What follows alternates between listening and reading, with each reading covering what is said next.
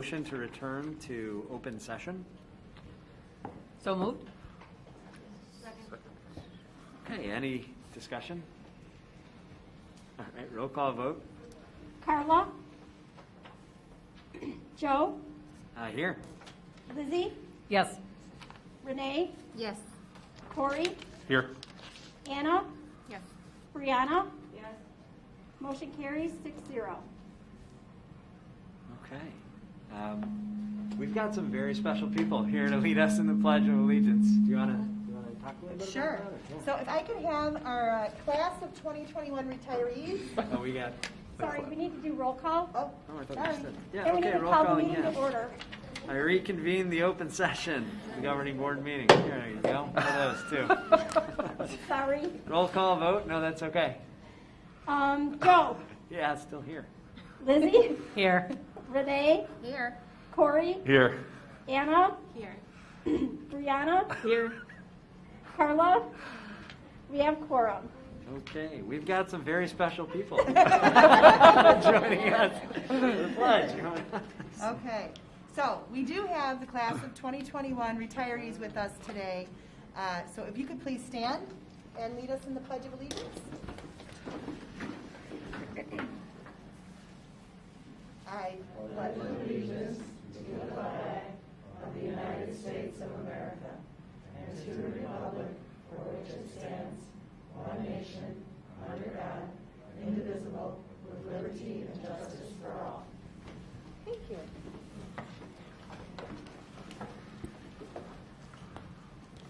Okay, thank you. We're on to approval of the agenda. Can I get a motion to approve the agenda as presented? I move to approve the agenda as presented. Second. Any discussion? Roll call vote? Lizzie? Yes. Renee? Yes. Corey? Yes. Anna? Yes. Brianna? Yes. Carla? Joe? Yes. Motion carries 6-0. Okay, so we start with our superintendent's showcase. The administration will acknowledge and celebrate and provide the retirees with their gifts from the Board of Education. Yes, so good evening, everybody. Not all of our retirees were able to be here in person tonight, but we wanted to make sure you all got a chance to know about the honorees that are here and are not able to be here. Tonight we're going to celebrate the numerous contributions that you've made to Life in the W with a short video. In the slides you're going to see some favorite memories, some proudest moments, advice to colleagues, and well wishes. Some of the retirees thanked their coworkers, some shared some funny stories, and commented how meaningful it is to be part of such a diverse district, and almost everyone talked about the memories and the connections that you've made throughout your careers here with us. So with that, I'd like to enjoy the video. Autographs afterwards.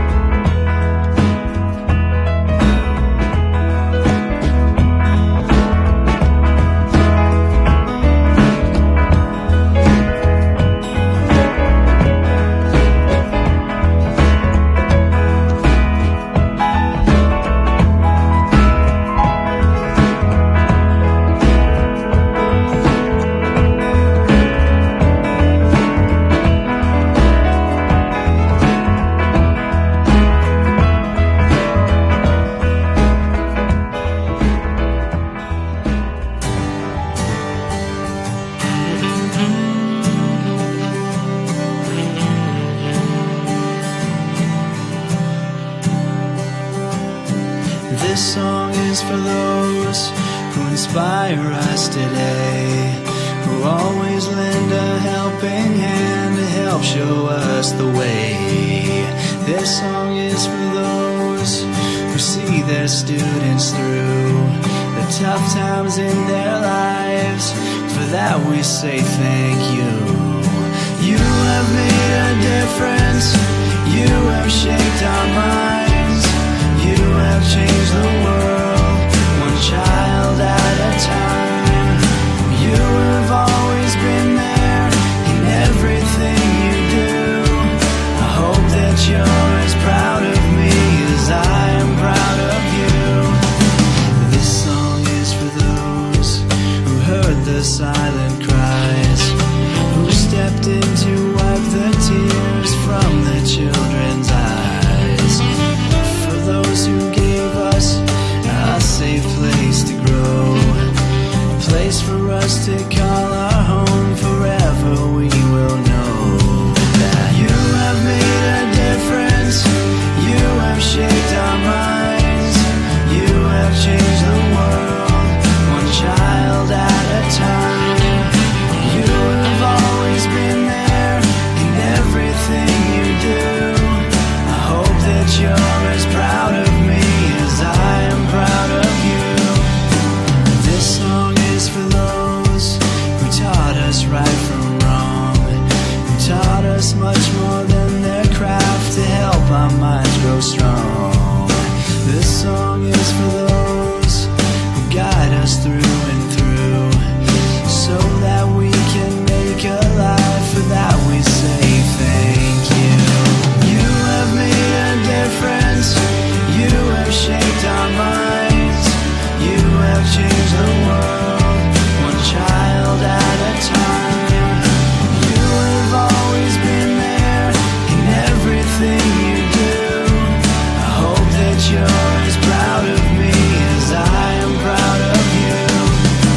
As I look back on my life and to the path within my reach, I hope I can change the life of those that I teach. I can make a difference. All I do is try to see a different world through the children's eyes. And I will always be there in everything I do. I hope that you're as proud of me as I am proud of you. And I will always be there in everything I do. I hope that you're as proud of me as I am proud of you.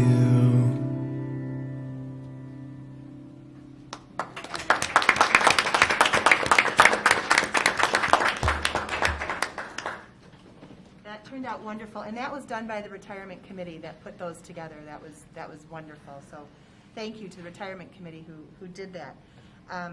So normally this is, when we are retirees, we normally at the end of the year we have a big party, and we, it's something that it was kind of a Woodland tradition for years.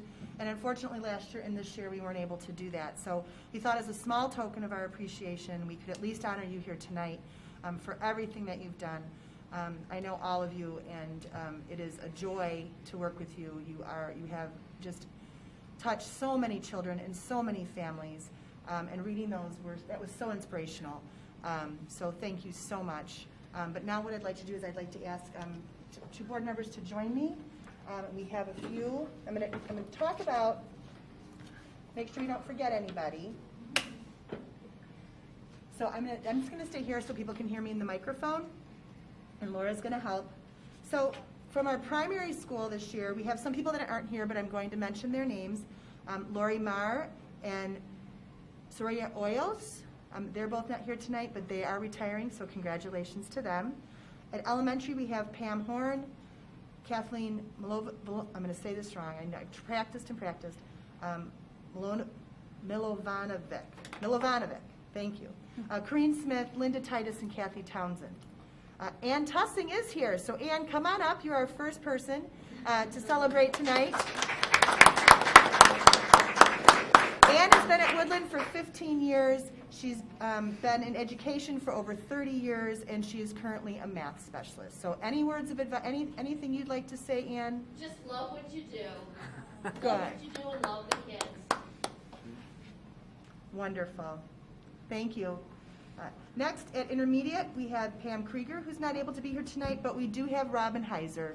And I was in Robin's classroom today, and I promised her I wasn't going to say anything embarrassing. So I won't, except to say that I love being in Robin's classroom, just like Robin's children love being in Robin's classroom. So, Robin, if you want to come up, you've been here.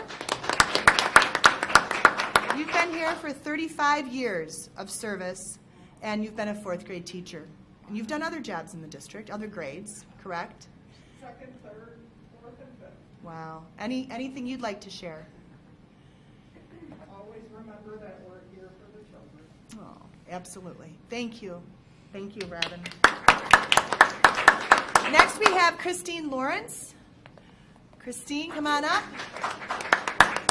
Chris has been here for 24 years, and she is a paraprofessional in our district. So congratulations, Christine. Anything you'd like to say? Just love the kids and show patience. That's right. Show patience. That's right. Thank you. Leslie Newman, I don't see Leslie here tonight, but she has been here for 25 years. Julia Plesha. Come on up.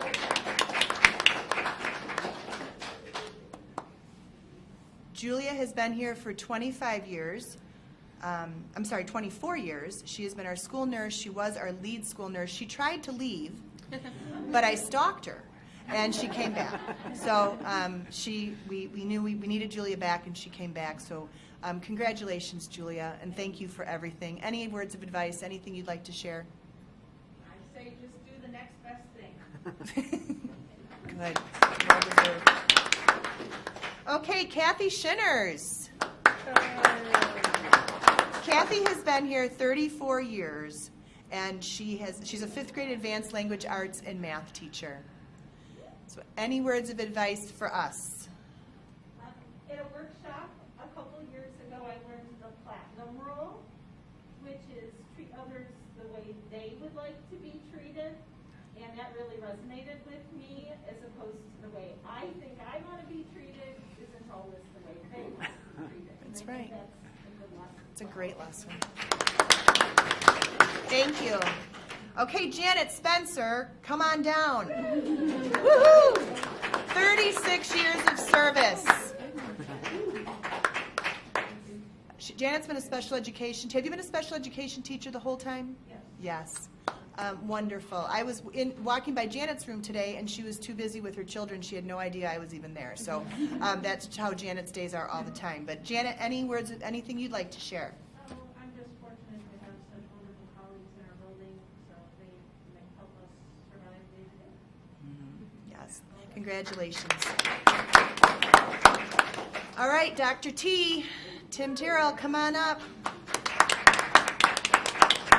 Tim has been here for 25 years. Tim, did you start, were you a social worker here, and then you, yes. So Tim was a social worker, and then he left and he came back as an assistant principal, correct? Yes.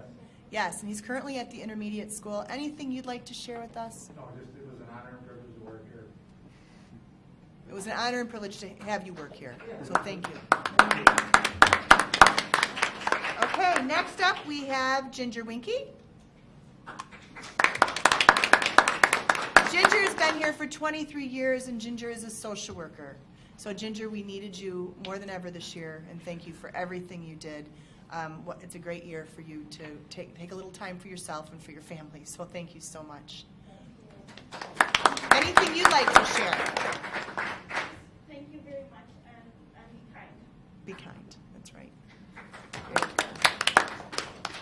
good. We have, at the middle school, we have some people that are not here this evening. They're not here this evening. We have Tony Ripple, Judy Ryan, Kat Shea, and Hilda Roman. And in transportation, our transportation department, Marsha Luna, Bill Ersbro, and Dr. Vandenbroek, who is not here. Some of these people retired during the year, so they're not here either.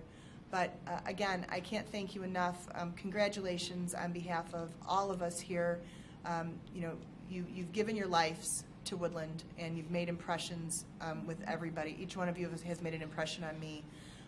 There's many, many times when people aren't looking, when you don't think people are looking, and they see what you're really doing, and it's amazing. So thank you so much. And board members, is there anything you'd like to add? I want to thank you in from a couple of different perspectives. First, as a teacher, I think it really takes a special person to go into education, and it takes a really, really special person to stay in it, right, and to retire from it. And watching, the video and seeing all of your wonderful words of advice and all the many ways that you've helped our students over the years and been the heart of Woodland. I really, really appreciate that. And as a dad, because my kids loved you, and would talk about how many positive experiences they had with those of you who they were fortunate enough to be with. And I'm just so appreciative of that because I'm their dad. And all I want is for them to have positive experiences in the classroom, and with you they did. So thank you. I just want to say thank you to all of you, even though I don't know each and every one of you personally.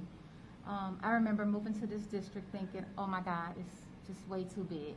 I came from 56, and I thought my kids will never make it in this district.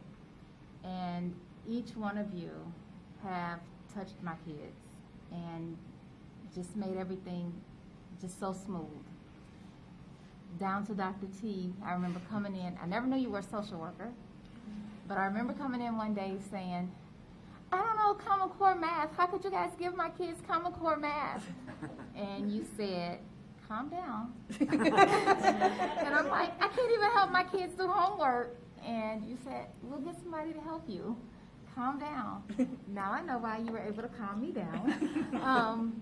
But it's those things that you all probably don't even know that you do on a daily basis that helps parents like me and my children and other children in the district. So thank you. Thank you for your time. Thank you for your service. Thank you for caring about our kids. So for you, it may have been, you're just on your job, but you don't even understand how your job has impacted our families and our communities. So thank you. And thank you for all your years of service. And just I have to say, as a district, I think we need to be proud, and it's a true testament to the district that we have such longevity of staff members. So, they truly love what they do. They support each other. I think that's got to be the key to having people stay in a position longer than I can ever imagine working somewhere. So thank you. I'd also like to say, kind of similar to Renee, that we moved here from a much smaller district, and we're very concerned about, how our kids would fare. And one of my kids landed in Dr. Heiser's class, and it was a very good place to land. And we felt very, she just brought us in, and it was a really good experience. So watching that video was very inspiring. It's a good reminder of all the, the best of the reasons that all of us are here. And thank you so much for your service. We really appreciate it. Thank you again for everything. Obviously, you'll remember this is the most interesting year of your career. So thank you for sticking it out and counting down the days until you're. So enjoy your time off. I'm very jealous. So. I'd just like to say that in running for the board, I've used the phrase, make Woodland the best it can be, and it's because of you. You're doing the daily grind. You're interacting with all the kids, and it's you guys who are making our district great. Wonderful. So thank you so much again. I just one more round of applause.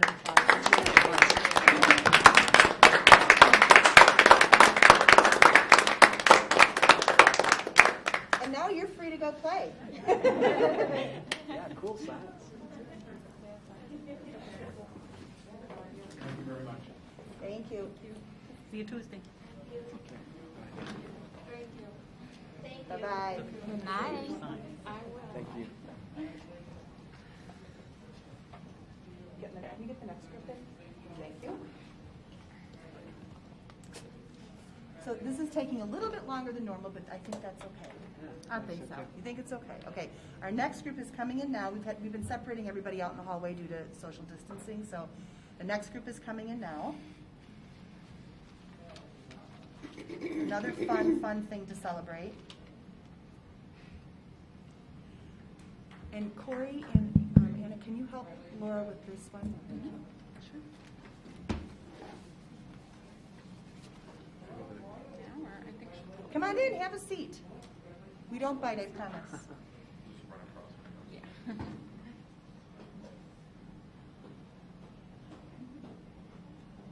Hi, come on in. Yeah, sure. So at this point, we're going to recognize and acknowledge, very, very proudly acknowledge our 2020-2021 Teachers of the Year from each school. And gifts will be presented. So Dr. Sure. Casey? So I'm going to stay here only because we're trying to, be safe with social distancing. But what a year to be Teacher of the Year, right? We had over 500 nominations, and in front of you are the people that ended up on the top of those lists. So that's amazing in itself. I was able to be part of some of the ceremonies when they when they found out that they had won, and everybody is, they're so humble and they don't realize the impact that they've made. But you truly, truly have. So it's our pleasure tonight to honor you and to thank you. So I'm going to tell just a little bit about each of you.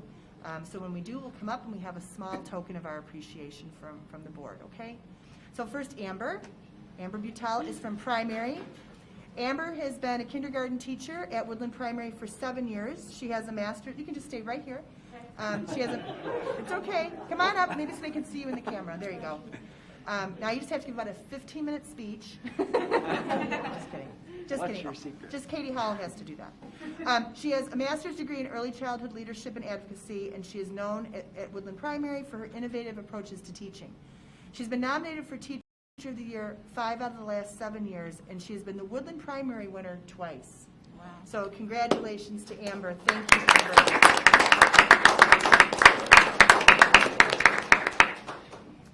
Next up is Jeb Fleming. Mr. Fleming began working in special education as a paraprofessional in Lake Forest. He came to Woodland in 2013 as a paraprofessional and continued to pursue his dream of becoming a teacher. Once he completed his master's degree in special education, Woodland hired Jeb as a resource teacher at the middle school. He then moved to Elementary West as an instructional teacher, where he is well loved by students, families, and colleagues. In his time at Elementary West, Jeb has also been a team leader and a mentor to many new staff members. And when Jeb got his award, I was lucky enough to be in his classroom, and it was funny. So if you want to tell the story, you can tell the board the story. There's nothing like Lori Casey showing up in the middle of your math center to like throw you completely off. Yeah. So when he was, I said, I need to see you in the hallway right now. And he just, that's terrifying. he was terrified. And so then I needed to see him because I needed to tell him that he was Teacher of the Year. But it was cute. His kids were involved in it, but also he felt there were so many teachers, and we all agree, that worked so hard this year, that were so deserving, and he spoke about that a little bit too. So anyway, so congratulations. Katie Howell. Katie Howell was our Elementary West winner. Elementary East winner. Katie is, I should know that. Katie is a first grade teacher at Elementary East, and this is her 19th year of teaching. The overwhelming sentiment in her Teacher of the Year nominations is that she always goes above and beyond for her students, especially this year during remote learning. She treats each child with respect, and she teaches her students to respect each other. Katie always tells students that it's okay if you don't know it yet, and she reinforces this with her class mantra, which I know is we have grit and we won't quit. So that's what she teaches the little ones. Katie has been a leader in so many things in our district. Invites me over, last year before this, invited me over all the time to say, look what we're doing now. Look what we're doing with restorative practices. Look what we're doing. We can do it. We can do it. We can do it. Katie's inspirational. So congratulations, Katie.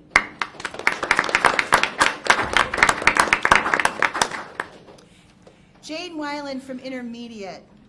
Jane began her career as an educator in 1999. when she was hired as a first grade teacher at Woodland. While at Woodland, she's been a third grade teacher, a reading recovery teacher, and she's currently teaching fourth grade. She's committed to creating meaningful and relevant educational experiences to inspire students and to make them active participants in the learning process. She is motivated by the curiosity of her students and has been thoroughly impressed by their ability to adapt to numerous changes during the school year. Every day, she looks forward to learning with her students. Congratulations, Jane.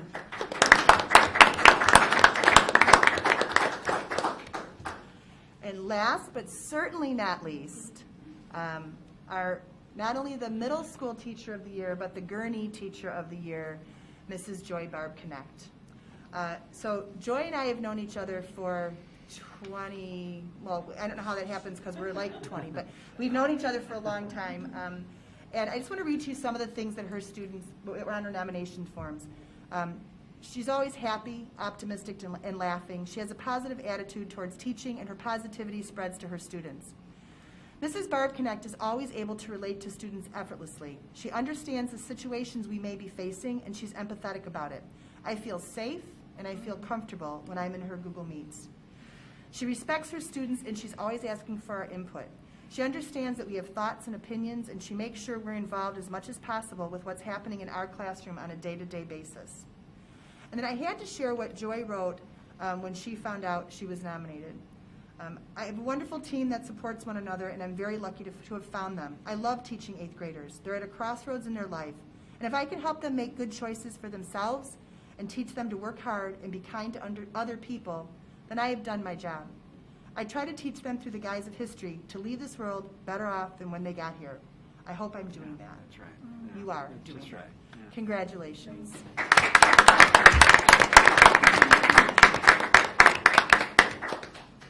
So board members, anything you'd like to say?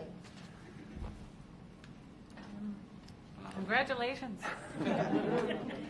Yeah, I want to say thank you. Like Corey Holmer said, this has been an unbelievable year that has really tested us as teachers. And first of all, for there to be 500 nominations for Teacher of the Year means that people are appreciating what teachers are doing. And for you to have won this award means they're really appreciating what you're doing. And Lord knows I am. Thank you very, very much for your hard work and for your ability to connect with students and create positive learning experiences in your classroom and make people feel good around you to be going to class and to be going to school. I really appreciate all of your hard work.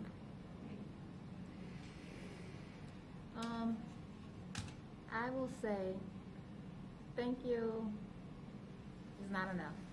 Yeah. I'm a mom. I have 2 kids at home doing remote learning. And every day, I want to give up. I do. And I'm on the school board. And the homework, it makes me want to just, oh God. So for you all to do this for multiple children in multiple classes every day, thank you is not enough because you're certainly not doing it for the money. So to have, like Joe said, over 500 people nominated and for you all to get this award means that you all are doing something that is way above and beyond. So I'm going to say thank you because that's the only words that we have, but it is not enough. I hope you all enjoy whatever your plants and whatever I don't know, a great dinner tonight, I don't know, but just know that you are appreciated, and especially from me and this board. Yes. We appreciate you, especially during this time. Anybody else? Well, I would just like to say that I think we all have in our heads, we remember that 1 or 2 or, a handful of teachers who really left an impression on us, and just hope that you guys know that you are that person for your children, and that the lessons that they learn from you, and just the example that you set will be with them forever, and that's a really powerful thing. So thank you very much, and congratulations. Well, thank you so much. All right, have a wonderful evening.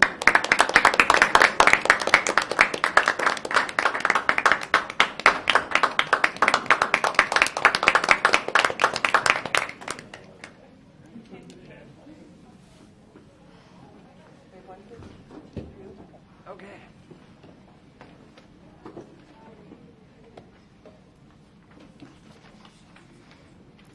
Two? Two? Okay. Two? Did you say three? Two. All right. Thanks. That was great. Wasn't it great? Yeah, that was Awesome. really, really Great. great. It just They're makes, great. makes me feel so good to see so many amazing teachers and folks who've been dedicated to the district for so long. So thank you, and our award winners. Are we ready to move on? Yes, we're waiting for, Okay. they're going to come in now. So next we have citizen statements. The board invites members of the public to provide citizen statements at the May board meeting. Come on in. In person to participate, an electronic sign-up was provided for individuals to sign up prior to the meeting for an added safety measure to eliminate the use of pens or the need to pass paper. Upon entry into the Educational Support Center, citizens self-certified with an administrator. The board will allow one person at a time in the room to share your statement, and then you will exit the building. Masks are required at all times. There is a second opportunity for citizen statements near the end of the meeting. If you wish to provide a citizen statement during the second opportunity, you'll be asked to wait in a designated area in the ESC until you are invited back into the meeting room to provide your statement. So would you mind stating your name for the... I'll just go ahead. Yeah. Good evening. My Oh, name wait, is I'm sorry. Can you, just for the record, can you say your name? Kristen Lamana. Okay, thank you. Good evening. My name is Kristen Lamana, and I'm a resident of the district, a mother of two, and someone who asks a lot of questions.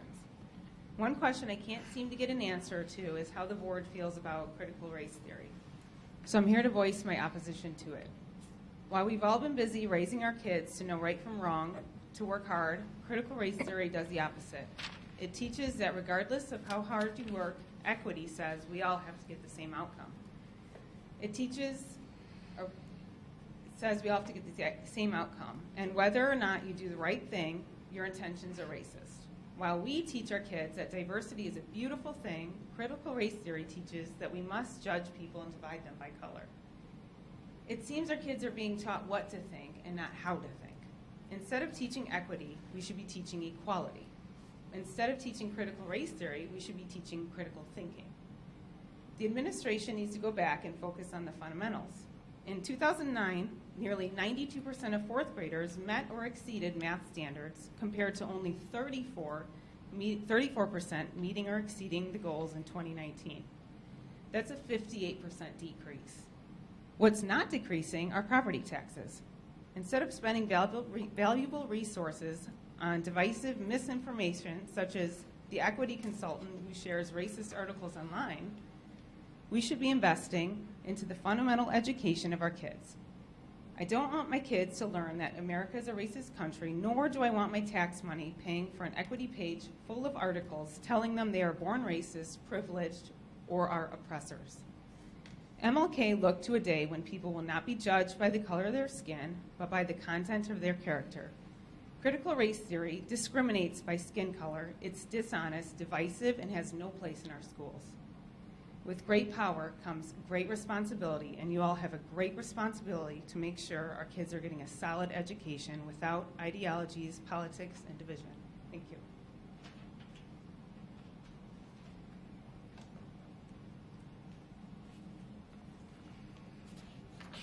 Okay, next we have Lynn Ulrich.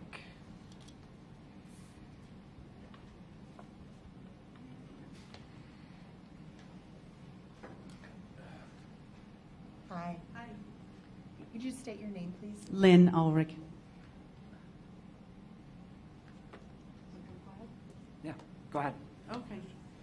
So I'm a mom. My daughter's graduating this year, and I have a son that is going into 7th grade. I've loved Woodland for years, loved the teachers. My daughter was principal for a day. I've been a room mom for years and years, so have a lot of good things to say about it. I wanted to talk a little bit about masks and vaccines today. I'm an anesthetist. I've been working with airways for 30 years. I monitor oxygen, carbon dioxide, vital signs on patients. I have them come in with masks on. I take them off, give them oxygen, so I'm very well knowledgeable about airways and oxygen. A lot of people say, just put the mask on. It's good. Put it on. It saves lives. Well, I'm going to go over different reasons why it's not good. There's multiple reasons. It increases your risk resistance on inhalation of every single breath. Every single breath that you breathe in against the barrier takes more effort, more stress. Every time you exhale, you've got to get that air past the barrier. That is stressful. It decreases the amount of oxygen. People who have these puffy masks, it traps carbon dioxide. Carbon dioxide you exhale is 4%. Inhaled carbon dioxide in the air is 0.038%. It's a huge difference. Every time you inhale that carbon dioxide, you're diluting the amount of oxygen you inhale. That increases stress, right? Stress increases your adrenaline and cortisol. When your body is busy fighting to breathe, it is not able to heal things, and your immune response goes down. Psychologically, right? These kids, their mask is covering their face. They're just eyes, okay? They're not even human anymore. You have to breathe deeper. You have to increase your rate of breathing on every single breath, every minute, okay? Your heart rate goes up. Your blood pressure goes up. It is very unhealthy. Not to mention, if you take the kids' mask off, I'm sure you guys have seen it. It's full of dirt and bacteria. I have a picture I'll show you later. I tested a mask I wore for 1 hour in my house. It grew tons of bacteria, tons of mold. The kids are sucking this in every time they breathe. That goes directly into their lungs, okay? That's extremely bad for them. To the vaccine, okay? It's really not a vaccine. If you look at the definition of a vaccine, it causes immunity. This thing does not cause immunity. Thousands of people are turning up positive for COVID. They're catching it. They're spreading it. It's not a vaccine. It is an RNA modifier. If you take this stuff, it modifies your RNA, which is a gene. It's genetically modifying your body. Okay, read up on it, please. There's over 4,000 people that have died from taking this. Well, actually, it's the VAERS site. The VAERS site only has 1% of people that report to it. There's over 4,000 people in America that have died after taking this vaccine, okay? You have to look that up. Many of them are kids, okay? Kids under 20 have a 99.99% chance of recovery if they get COVID. It's like the flu. They are not the people that cause death, right? The people that are dying are over 75, you know, and the life expectancy is 70-something anyway in America, okay? So we're covering these kids' mouth. It's just awful. So please, please, take the mask off of our kids. Please do not push these vaccines on these kids. You know, I got 2 names, right? Cameron Thomas, 16-year-old Wisconsin girl. She died 11 days after getting this shot, okay? Blood clots. 16-year-old. Just think if it was your daughter. John Francis Foley, 21-year-old Cincinnati kid in medical school. He died that day, 24 hours after taking the shot.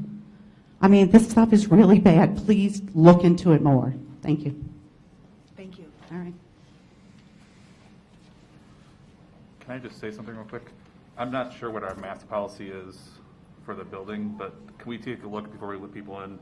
They're wearing mesh masks. They're not wearing 2-ply or anything. They're wearing see-through masks. I mean, Sure. I know we have a policy in that we're wearing masks in public, like we're wearing masks inside.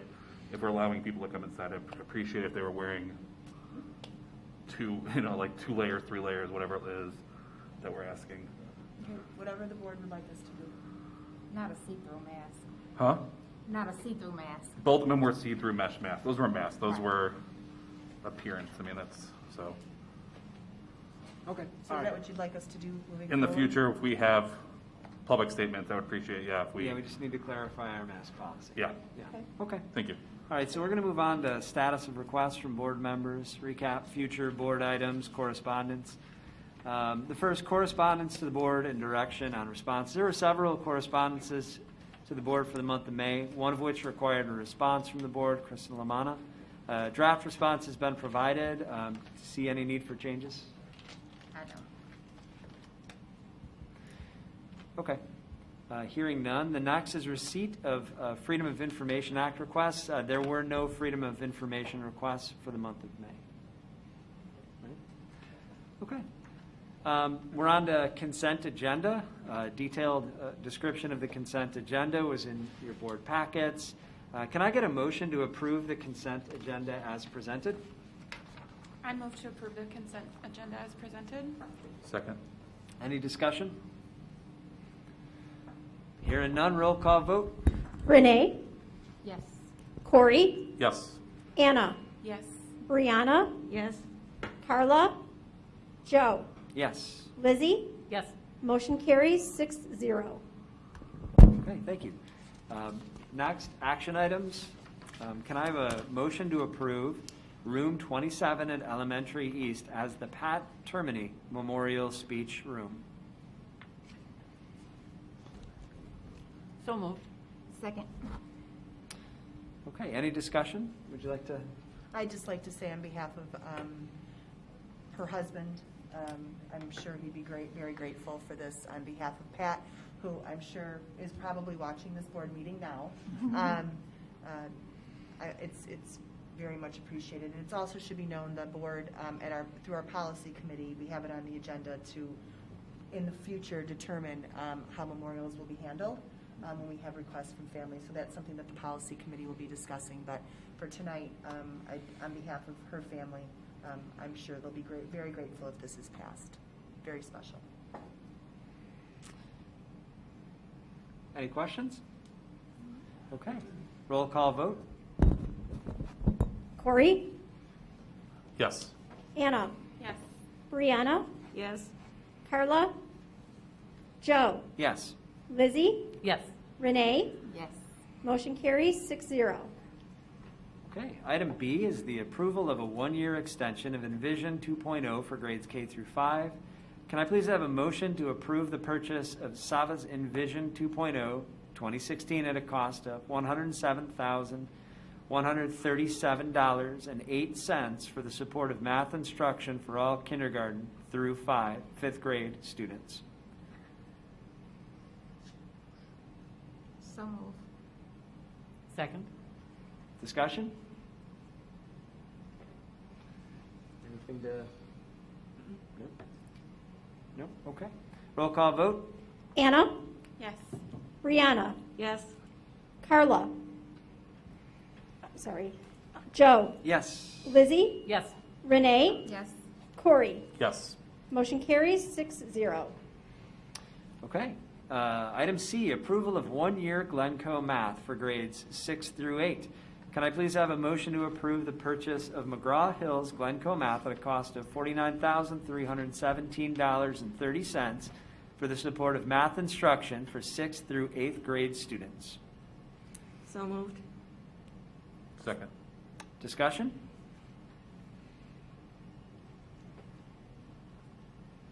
Okay, roll call vote. Brianna, Yes. Carla, Joe, Yes. Lizzie, Yes. Renee, Yes. Corey, Yes. Anna. Yes. Item D, the approval of IASB delegate assembly resolutions. Can I please have a motion to approve the submission of the 2021 delegate assembly resolutions as presented? So moved. Second. I'm sorry, who made the motion? Anna? Okay. Okay, we had a second? Yes, Okay, got Corey. it. All right, so I know that this was in our packets. Any discussion, Dr. Casey? No, this was something that we discussed last month as a report. It's the resolution that we would be putting forward to the delegate assembly regarding state authorized charter schools. Okay. I just have one question. Have we put these forward before? Yes. And they've not been adopted? No, they always are. They are. Oh, okay. They have been adopted. Okay. So, can you, for our new board members, just what an IASB resolution is and just a quick explanation? I'd rather get a little more background and write it up for you. Yeah, And I'm that's happy great. to do that. That But sounds great. basically, the Illinois Association of School Boards every year at the annual school board conference, every districts can put forward resolutions that they would like IASB to adopt. And so it's over a multitude of subjects. And this has been our subject, and then it's voted on. And a lot of times people will ask us questions. But Carla goes, as you can have one delegate, and Carla is the delegate for the board. She goes and is there in the delegate assembly, and it's voted on if it's going to be. And then later on, you'll see closer to the conference, this board will see if we agree, if you agree with the different resolutions that are coming through. So you'll see all of them prior to the conference itself. Yeah, it's important we So maybe I don't continue need to our. write that. No, yeah, no, that was great. Yeah, we continue our advocacy on behalf of education and issues that are really important to the district. So, okay. Other questions? All right, roll call vote. Carla? Joe? Yes. Lizzie? Yes. Renee? Yes. Corey? Yes. Anna? Yes. Brianna? Yes. Motion carries 6-0. All right. Now we're on to reports and discussion items. The first item A is a I written. think we missed one. Did we miss one? E. Oh, the school calendar, I'm sorry. Item E is the approval of the final school calendar. Can I get a motion to approve the amended final FY21 school calendar as presented? So moved. Second. Discussion? I'm sorry, who? A second. And who made the motion? Brianna. Brianna? Sorry. Sorry, It's it's my okay. fault.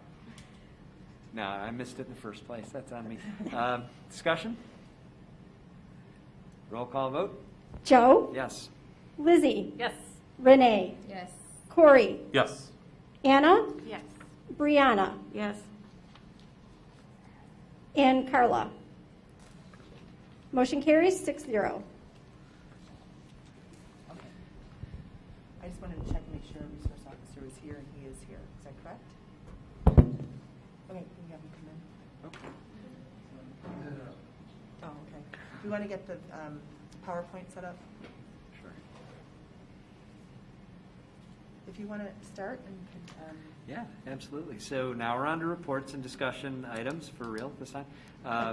Item A is a written report and presentation of the school resource officer position. A written memo was provided by the Assistant Superintendent of Education, Bob Machek, regarding the duties of the school resource officer. Dr. Machek and Detective Matt Neufeld, Woodland School's resource officer, will provide a brief presentation for the board and answer any questions the board may have. Dr. Machek, is there anything you'd like to say before we get started? Yes, thank you. As Dr. Neufeld is coming in, I just want to say, as a first-year administrator here, Matt has been extremely helpful to me, even during the pandemic, in terms of working with the principals of each of our buildings to make sure that we've met all of our safety standards. And he has been there to run the safety drills, including a lockdown at each school, and then to provide feedback as to how we could be better, how we could be faster. With our safety committee, Matt's been instrumental, particularly in helping us understand some of the needs that our community is presenting with outside of school, and some of the things that families are asking for in terms of assistance. It's just been a really great relationship, and it's been very nice to get to know him and to see what a wonderful resource he is for our district. And I do want to add, at the beginning of the pandemic, when our schools were not open in person, we were remote, I believe the Gurnee Police Department, we were not paying for you at that time. So they contacted us and said we weren't paying for you at that time, I believe. So that was really a great community partnership where Matt was always still on speed dial for us, but they were having him do other duties. So tonight we just asked Matt if he could explain what a school resource officer is, and what a school resource officer isn't, and we thought the best person to do that would be our school resource officer. So please go ahead, Detective. Yeah, good evening, and thank you, Dr. Casey, for allowing me to come here to speak in front of you all. I really appreciate your time. I know you're busy and have busy schedules, so again, I appreciate it. You have the clicker? Next one would be great. So the first thing I did, I guess, was, my name is Matt Neufeld, and the first thing I did when I was accepted into this role, I interviewed at our police department among 4 other awesome candidates, and thankfully I was selected. I've been in investigations for about 10 years, mostly cyber-related things, working with the Illinois Crimes Against Children Task Force. I'm a juvenile officer. And those are just a few of the things I do. I was called out a lot for calls at the school, so usually other school resource officers would contact me in investigations to help them out with different cases. So I was at Woodland a lot prior to being in this role. So I had some familiarity with some of the cases that had come up at Woodland and other schools in District 56 and at the high school. So I'm married, I have 2 children, 2 boys, and I coach sports in another town. I thoroughly enjoy my time there, coaching and watching kids grow in the sport arena. I went to Concordia and received my bachelor's degree there. We go through a lot of training still with the police department. That's ongoing. I also am certified as a school resource officer in the state of Illinois. I did go through training through the National Association of School Resource Officers also. So that's kind of a little bit about me. Sometimes I feel like I'm on the Wheel of Fortune when I kind of intro myself, because I don't do that often. So that's a little bit about me. That's what's good. So what I plan to achieve, anytime I go into a new role, I try and assess things that might need improvement. So the first one, promote safety and identify areas that need improvement. So one of the first things I did when I came over in this role, and even though children weren't in school, was the first thing I did was gave my cell phone number to all the administrators, principals, assistant principals at our schools. And the reason for that was anytime there's an emergency or urgent issue, whether it's a child abuse case or any other case that needs attention right away, I wanted them to be able to call me at any time, day or night. I'm used to that since I was on call as an investigator, but that was one of the first steps that I wanted to take on to make sure that they had my contact information so they could feel comfortable calling me right away. Build positive, lasting relationships with students and staff. That's been a little bit difficult this year just because of COVID, and we haven't been inside the school, but I feel like already I've been able to meet a lot of children on some calls and things like that, whether it's some truancy-related issues, and not necessarily children not showing up to class, but because it's been so hard for them, it's really, for me at least, in my eyes, I feel like it's going out and meeting their families and seeing if they need anything. I've worked with the technology department by bringing kids, making sure their Chromebooks are working or their chargers were working, and getting that connection back between the school and the families. So that's kind of how I felt, the relationship so far with students. I've also worked with students now that we're back in school. There's been some other calls that I've been able to help out with. And I always tell parents when we run into different situations that I'm here as a resource, and that's all I am between the school and the families, and whatever I can do to help, that's what I'm here for. Implement programs to connect with students. I taught some cyber safety classes over at the high school, so of course I know teachers are so busy right now with e-learning and back in school and vice versa, so that's something I hope to work on next year with getting into classrooms and teaching some cyber-related classes. I am scheduled next week to meet with special ed class to go over some life skills stuff and some safety things, so I'm looking forward to that because that'll be my first time in the classroom, and what a better, I just can't wait. So then teach first grade levels about positive student behavior. That kind of tails off with the special education class for next week. So any way I can incorporate myself into the classroom, I think would be a positive thing. Work with administration to consistently monitor safety plans to create a positive school climate and be available for any needs that arise. I kind of talked about that briefly. The big thing here, too, for the next bullet point is minimizing legal consequences by utilizing diversionary programs such as teen court and formal and informal station adjustments. We all make mistakes, and my kids make mistakes. I still make mistakes, and I'll be the first one to admit that. The last thing I want to see is any of our students getting in any legal trouble. I believe in second, third chances sometimes, but then again, the safety of our schools is at the utmost important. I mean, that's my main reason for being there, is to make sure that our staff's safe, our students are safe, and our families are safe.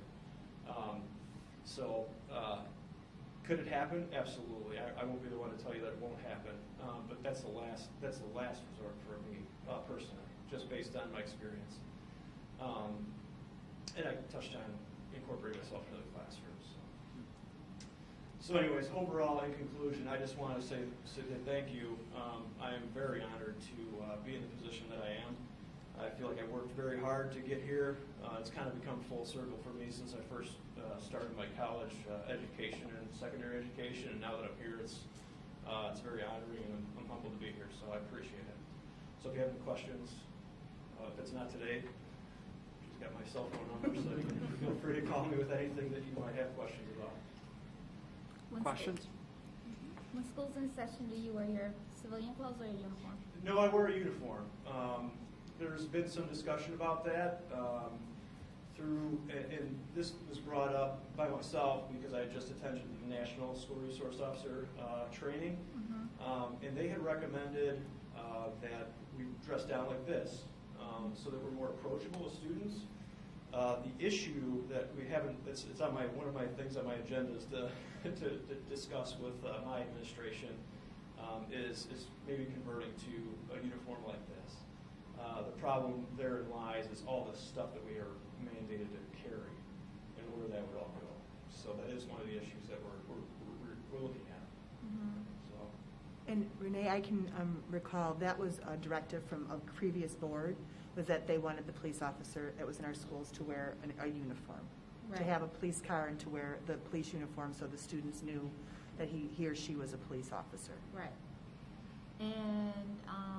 And a lot of the students in the hallway, they've been awesome to me, and I always say hi to everybody. I don't feel like wearing that uniform, I'm not approachable. But again, it might be to some children. But so far, based on my observations, it hasn't been that way. But it is something that I'd love to discuss. me too. I feel like Lori picked you out to keep me quiet. What? She did a good job. What's that? No. No, I'm saying he's all right with me. He said team court. He had all the good words for me. So. And of course, I'm trying to do as much as I can on my end and really get create my own identity within the school. Yeah. You know, I just don't want to be that mundane person that just sits there. Right. That's not one of my roles. And I have been to every school. I've walked around the exterior of every school. We've already done a number of emergency drills, lockdown drills, and stuff like that, and trying to take into account children's well-being. We're mandated by the state. We did ask for a pass this year because we didn't want to traumatize children. I guess because one of the things I concern myself with, and they know, is that I am always worried about how children interact with police, especially African American and Latino children. And I want them to always know that the police is the police. But I don't want them to necessarily be afraid of the police, although they are. I do like that you have incorporated teen court. That seems to be important to you. Going into the classroom, talking to them. That's important to me because I want them to understand that they're not targets. I didn't necessarily feel like that with our last SRO. So I can tell you that I've had interactions with many children already, and they've been great with me. They really have. And I don't feel like they feel like they're targets at all. The ones that I've dealt with so far. And I've sat down with their parents too, and we've had great discussions. So I thank you for saying that. I appreciate that. thank you. Good job, Lori. I'm okay now. And if anything ever arises, she has my phone number, so you can call. I will. Okay. Or come over for coffee. I will. I have a question. Yeah, absolutely. So I know that the position just across the country is controversial, right? And I know that I don't mean to make this sound like a job interview, but I want to talk about the position. But I also am curious, what about the position, right, makes you want to do this work, right? How do you see the position as a valuable, resource for our school and a really valuable thing for our kids? Like, what about this do you like? Yeah, so the biggest thing, of course, is safety. I want to make sure that I call them at work, I call them my kids, right? Because they really are. I want to make sure that my kids are safe as well as your kids are safe. And that's my number one goal for being in the school, along with our staff, along with our families. So that's of utmost important to me. Secondary, I think getting in the classrooms and really teaching kids. I mean, we want to steer them clear of getting in trouble. I mean, that's my main goal. and that's why I taught over at Warren. There were some issues that arose at Warren, and I won't get into specifics, but a lot of them were cyber related, and that's why I thought it was a good time to step foot in. I stepped foot in an auditorium with tons and tons of children, and I gave a presentation on cyber safety and sexting and things of that nature, because I don't want them in trouble. I want them to make sure they make the right decisions before they make a decision where they might not know if it's right or wrong, right? Just as we do as parents. We want to be good leaders, good instructors for them to ensure that they're doing the right thing all the time. So I think, and this year's been very odd, and this is a new role for me, even though I've been at the school a lot. But I think getting involved with the classrooms and getting involved with as many kids as I can, and of course we might have one or two that don't. There was a time at Warren where I gave an hour-long presentation, and a week later they made the absolute wrong decision, and that person was sitting front row in front of me. But overall, I think if I can get as many kids and talk to them, about making right decisions, whether that's life skills in front of special ed next week, or that's in front of a group of 8th graders, but talking to them about phone safety, so that's my main goals. Okay, thank you. Other questions? I don't have a question, but I have a comment. I really love the component of going into the classroom. I can't hear you, I'm sorry. I really love the component of you going into the classroom because, when I was in school, when I was teaching, you only dealt with the school resource officer if you were in trouble. Sure. So this is giving all the kids access to you. So if they don't feel safe, they know they can go to you. If something's happening at home, they know they can go to you. You're just another person in the building that could be a trusted adult for someone who might not have made a connection to one of their teachers, but maybe they made a connection to you. Yeah, absolutely. In every encounter that I've had, and it's not bad encounters by any means, but every encounter that I've been involved in, whether the administration needs some type of assistance, I always tell them that they're more than welcome down in my office anytime they want. If they need a break, they can come down and have a break, and we can work that out with administration. So absolutely. Other questions? Okay. Well, thank you. Thank you again. I appreciate it. Thank you, Matt. Thank you. Thank you. Okay, item B, disposition of teaching and learning curriculum materials. So we were provided with a brief write-up in compliance with Board Policy 480, disposition of district property, regarding 450 library materials from the intermediate library, which either have not been checked out for the last 2 years to 3 years or are out of date. This will allow for more relevant materials to support the language program and equity initiatives. There is no value to the materials and will be donated to SCARES, School and Community Assistance for Recycling and Composting Education, an award-winning environmental education nonprofit dedicated to creating sustainable communities through innovative and hands-on education programs for schools and organizations. Dr. Casey, do you have anything you want to add? Not unless there's any questions. Questions? Okay. C, written report on federal grants for the Consolidated District Plan. A written report in the draft grant was provided in your packet regarding the federal grants for the Consolidated District Plan. This is a plan the Board of Education is required to review and approve annually. The grant provides the Illinois State Board of Education on how Woodland will use federal funds to support the objectives while maintaining compliance with grant requirements. Dr. Thomas is present to answer any questions that we have regarding the plan and provide an overview of the grant. Sure. The only piece of clarity I want to make is when people read this, it says Consolidated District Plan. This is not what people think is a Consolidated District Plan. Yeah. So that's why we changed the wording a little bit on here to say it's a report on federal grants for a Consolidated District Plan. So if anybody has any questions for Dr. Thomas, otherwise. No questions, just a thank you to all the lengthy work and details that you put into it. Yeah, and we just say one quick thing. Really, it really is a collection of many of us working together on that grant, or really on the plan itself. So I appreciate your recognition. But yeah, I know it, and I looked at it in board book, and it's 57 pages of very small print. Yes. I don't believe a lot of you really unless you printed it out, really saw it very easily. So we'll see if we can find a better way for people to approve it next time. Okay? It's called Zoom. Okay. Any other questions for Dr. Thomas now that he sat down? Just kidding. Anyone? No? Okay. All right. So next up, we have the written report on the Head Start program. We were provided with an annual report on the Head Start program, which utilizes one classroom and 4 offices at Elementary East. Included in the attachments is the agreement between Woodland School District and Head Start. Dr. Maychek is available for any questions the board may have regarding the agreement. Dr. Casey, Dr. Maychek? Yeah. Just if there's anything, Dr. Maychek, you'd like to say or add, if there's any questions.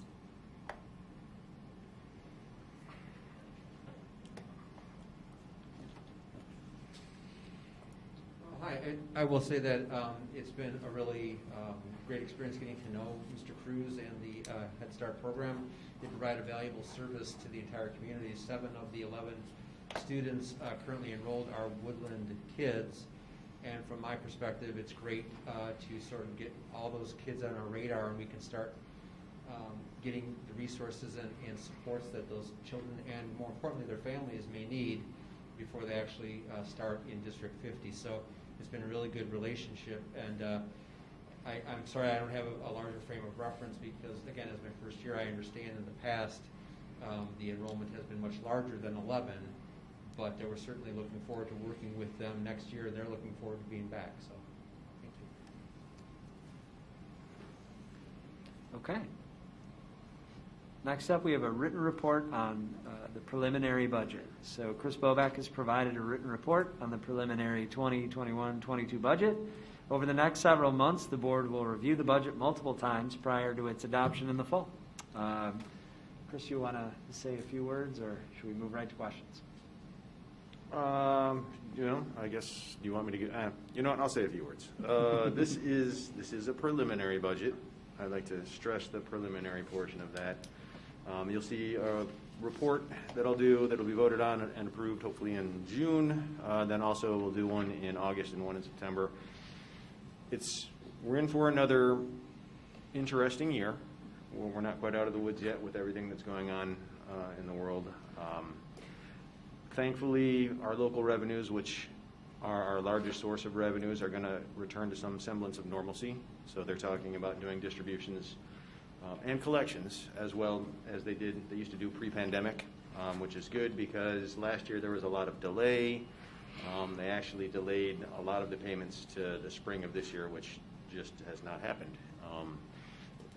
That has a tendency to cross budgets, which makes them look a little bit interesting. So we're going to return to a sense of normalcy with our tax revenues. Our state revenues, in the packet you'll see that there's a little section on there that says, what if the state decides that they want to cut? Governors come out and said, no, everything's going to remain the same.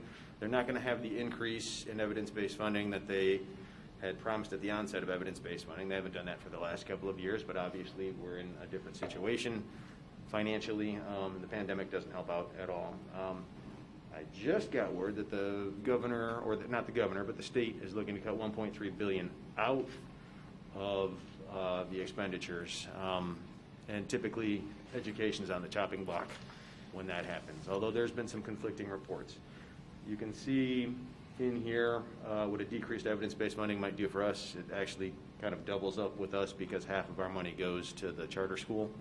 So instead of it being a 5% cut, it's more like a 10% cut because we bear the full weight of that.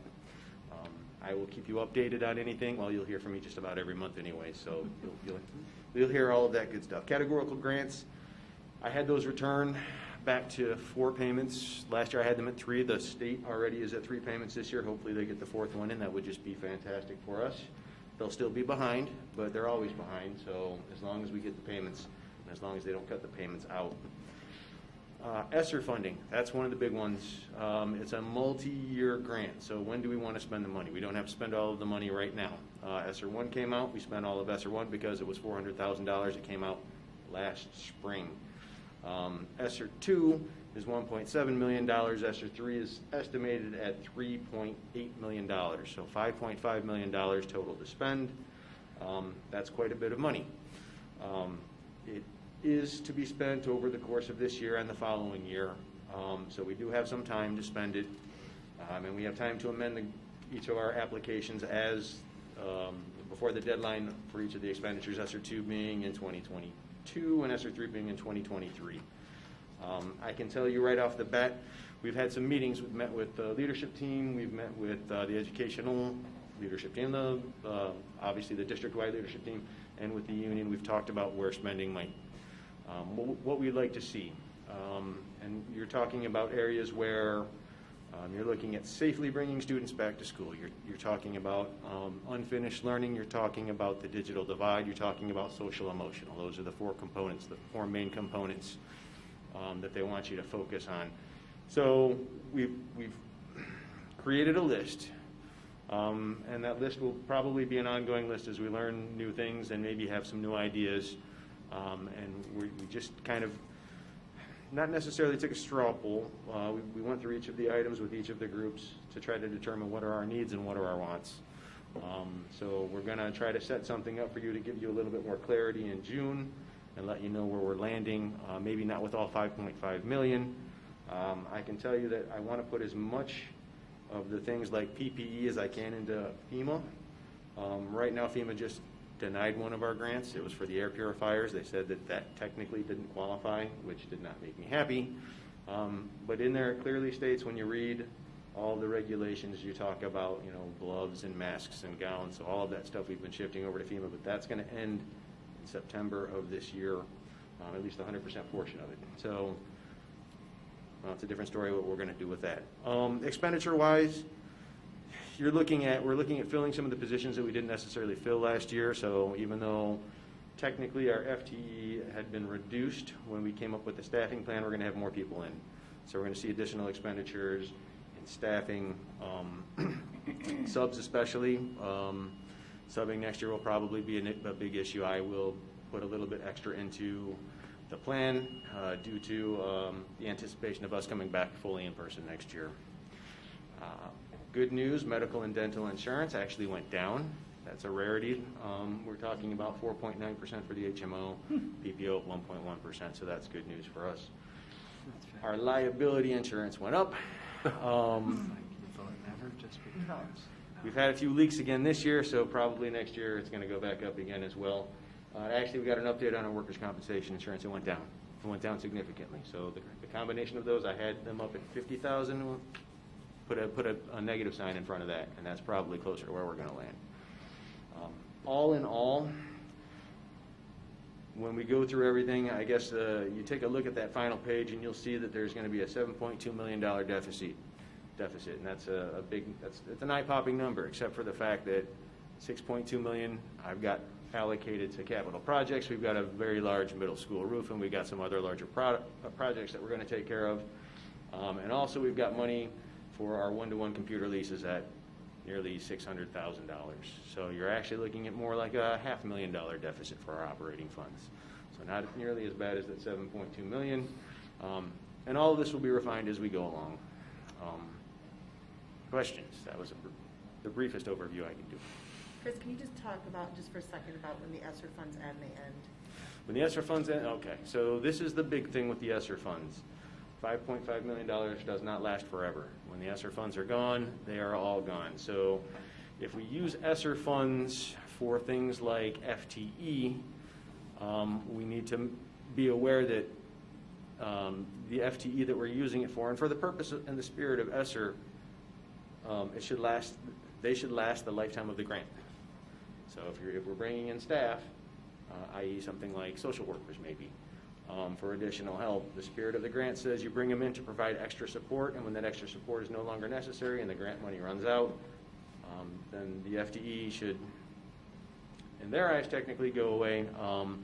So if we start bringing in staff, a lot of times people like to take a look at something that's not just a want for now, but a want for longer than now, and it makes it a little bit difficult when it's time to potentially reduce that person. There's always a kind of a, why do we need to reduce this position? We've gotten used to somebody being here. We need to be very aware that we can't do something like that if we want to be fiscally responsible. The same goes for things like software. You know, you can get all of this nice software that maybe we've been looking at, but at the end of the grant, we can't sit there and provide, you know, into perpetuity an additional $100,000, $200,000, $300,000 for software that we're purchasing basically for trying to bring our kids back to a sense of normalcy. Do the grants have to be approved by the federal government before you receive money, or is it kind of an application that justifies how you're going to spend it, but it's kind of for your own oversight? So it almost runs like the title grants run now. The federal government gives it to the state allocates it to the school districts. It's based off of the title grant formula. For ESSER 2, they've already given us our final allocation of $1.7 million. The application is due before June 30th of this year. For ESSER 3, ARP ESSER, the application won't open up until sometime in July. That's what they are saying. That one, actually, we have to provide a plan to the Board of Education about how we are going to open up school before they will actually approve that application. I haven't seen it yet. I'm anticipating it's probably also going to be similar to the title grant application, maybe with a little bit more bells and whistles.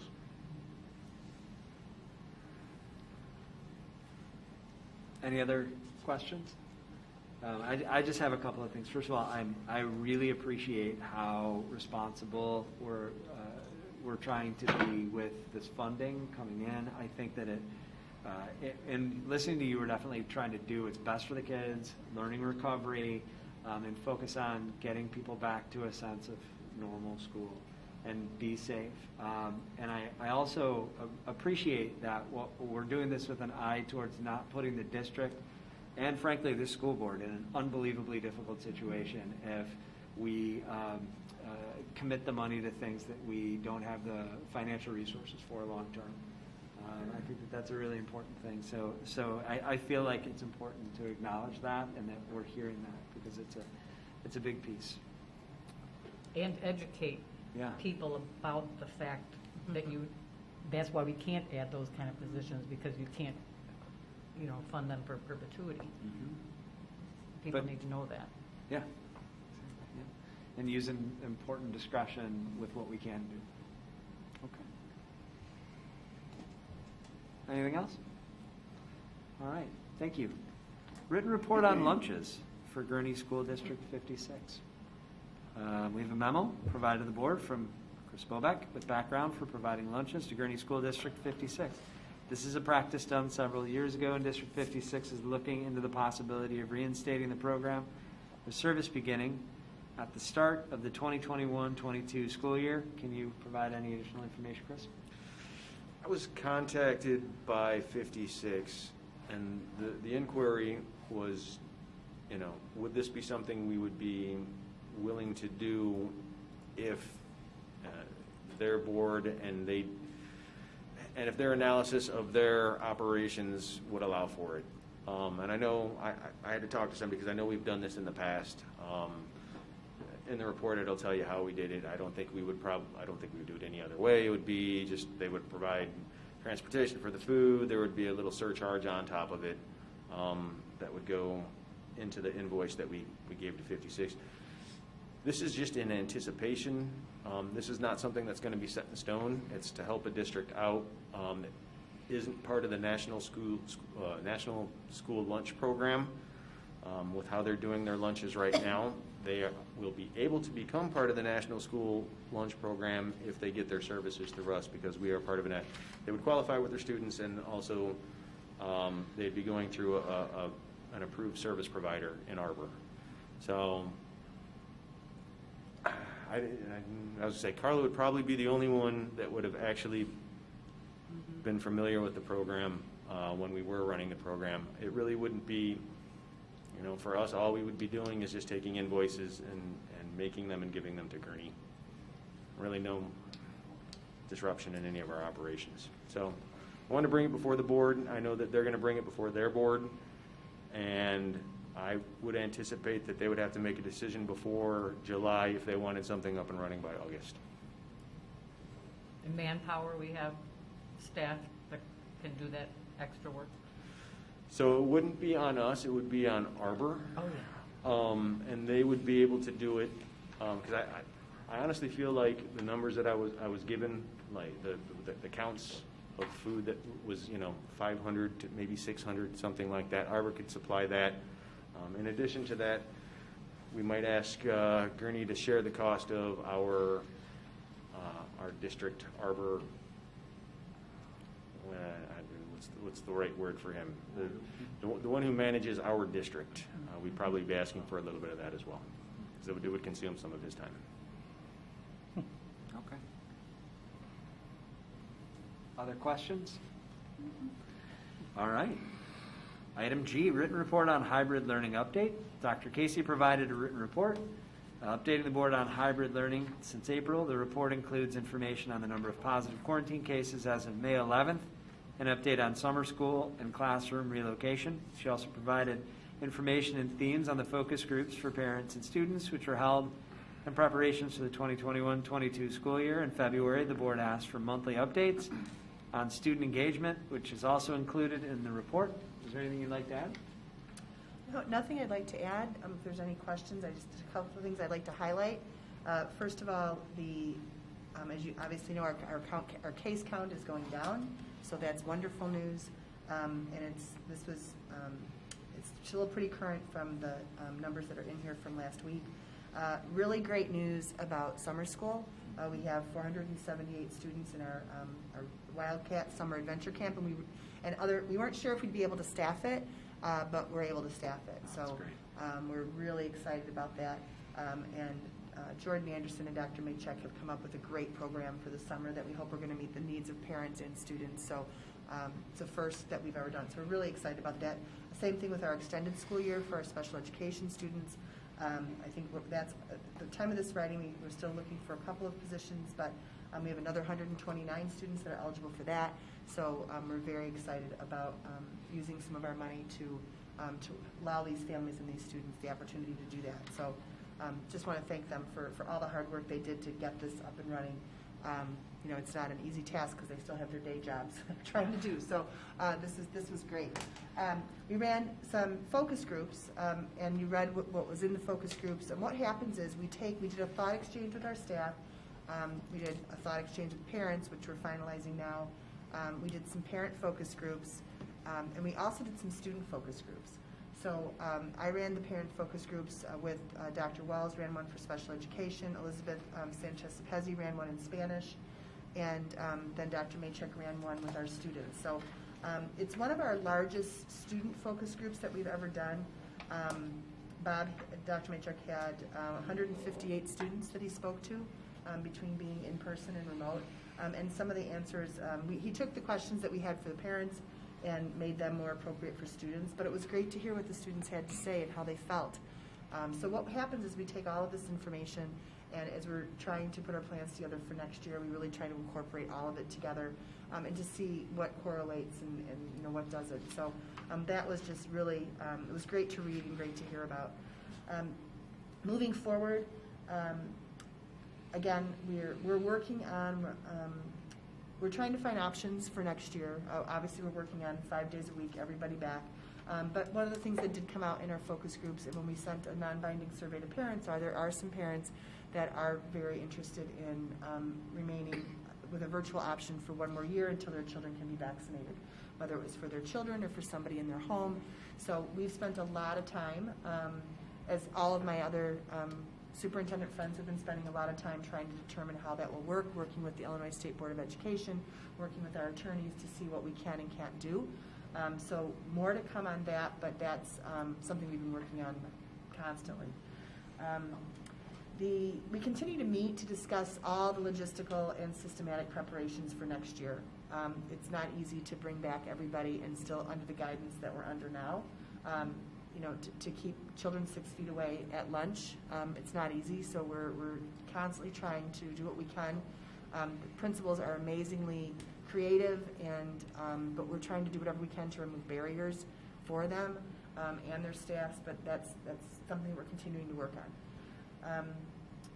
I said we just finished our thought exchange for parents, and we're finalizing that information. We'll be getting that to you maybe in weekly tomorrow, if not weekly next week. But you'll have that information first, and then we'll go back and share it with all the parents again, and our staff. Again, we're always watching the guidance regarding masks and social distancing. We're staying status quo until the end of the school year regarding masks and social distancing. But if any changes occur, I will certainly let you know. One thing that came out of some of our meetings are, not only are we concerned about our students, we're concerned about our staff. And we really felt that we needed to focus on the wellness of our staff for next year. So I asked some administrators if they'd be interested in facilitating a committee that would focus on activities to promote wellness and health for our staff. And I can't tell you how many of them stepped up to say they'd love to help with that. And they've already had their first meeting. So we knew it was a need, but it was great to see that our leadership was like, yeah, I want to help, I want to do that, because their plates are super full too. So that was awesome. And we'll have representatives from each school and each department on that committee too. We know that students that are 12 to 15 can be vaccinated now, so we're passing on information from the Lake County Health Department. We're working with Grays Lake High School, we're working with Warren about that. So our families are all aware of when those opportunities are. So there's one coming up May 23rd at the fairgrounds. That's the big one for the county. They're trying to make it a really fun day. And then we're also working with Warren and District 56 to do one for ours. So the next thing we're working on, which isn't on here because it literally just happened a few days ago, is we're looking at shield testing for next year. Everything that we're looking towards, some pilots we're looking at, and things that we're trying to do to keep students in school leans towards that we need to have some type of testing protocol in place. So we don't want to have that, we don't want to wait until the fall. So Dr. Maychek is working with some surrounding districts about seeing if we could begin some of that possibly for our summer school program. And because we're a Tier 2 district, there would be very little cost, if any at all. So that's something that we're hoping to do, sooner rather than later, but be ready to do that in the fall. So, and then Dr. Thomas gave you all the information that you had asked for regarding our student engagement update. So if there's any questions for Dr. Thomas, he's here to answer that. And I appreciate all the data, Steve, thank you. And to all the administrators that were helping gather all this data, and the teachers, really appreciate it. Is this now the time to ask a question about that? Sure. Okay, I have a comment and a question about the student engagement data. I was really surprised to see, or pleasantly surprised to see, the percentage of remote students that are engaged was pretty close to the percentage of students in class that were engaged, which was really, I thought was really great. But I wondered if in the percentage of students who are not engaged, do those numbers tell us anything about the work there will be to do next year and going forward? Are those the same percentage of students over time, or are they different students all the time? Yeah, so when I reported out last month, I can't tell you if it's the same exact students as what was reported out last month. That I can't really do. We can look a little bit more into depth into that. I mean, the process would be that each school team would be reviewing what specific students are not necessarily engaging and strategies to deal with that. These are more macro numbers, but I can certainly investigate that more. I was just curious if we already had that information, if we knew. Yeah, the tools, well, we had a few tools that we've used throughout the year. One tool we used at the beginning of the year was an individual student by student, because one of the things that we saw definitely from the end of last year was that we were not identifying individual students effectively at the school level. So we created a tool for that. And then over time, when we talked more about engagement at the board level, then I came up with these 4 strategies as a way to kind of really monitor where are we at with some kind of summary. So that's kind of, but this is not down to the student level. So I'd have to go really collect that data. Okay, thank you. I appreciate that. Other questions? I think this fits in for next year's planning you touched on. If I read it correctly, I saw that ISB and Dr. Ayala talked about everyone will be returning to in-person school except for those that can be remote. I think that they medically can't be vaccinated. What does that do for a virtual school? Is that something totally separate? That's the $1 million question. So, several of us watched the ISBE board meeting yesterday, and specifically for this discussion. And this afternoon, the Lake County Regional Superintendent was meeting with the other regional superintendents. There was much discussion about districts being allowed to do what's best for their district and their schools, but the resolution passed that said everybody's going back to school, and unless you have the specific medical need. Right. So it was confusing, and many of us are waiting for specific guidance to say what we can do. But I've been working with our attorney, and we've been working with the other superintendents until we have that guidance. We needed to get rolling on this weeks ago, because we're planning schools out in a couple weeks. So we will be getting a survey out as soon as we're meeting again tomorrow morning with our team. As soon as we can get it out, we're going to get it out, but we needed that straight guidance because it was really unclear again yesterday. But if you read it, it says, everybody's coming back 5 days a week unless you have these exemptions. But right now, we don't know if our kindergarten through 5th grade students will be, or even some of our 6th grade will be vaccinated.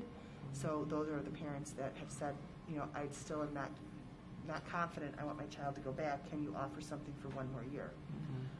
I was looking at it, and our team was looking at it from, we're a public school, and it would be great to offer this as a choice. We're not saying you have to do it. What we don't want to do is we don't want to do hybrid. Right. We want to do remote or in person. That was clear on from every teacher, every parent, every child, don't do hybrid if you don't have to.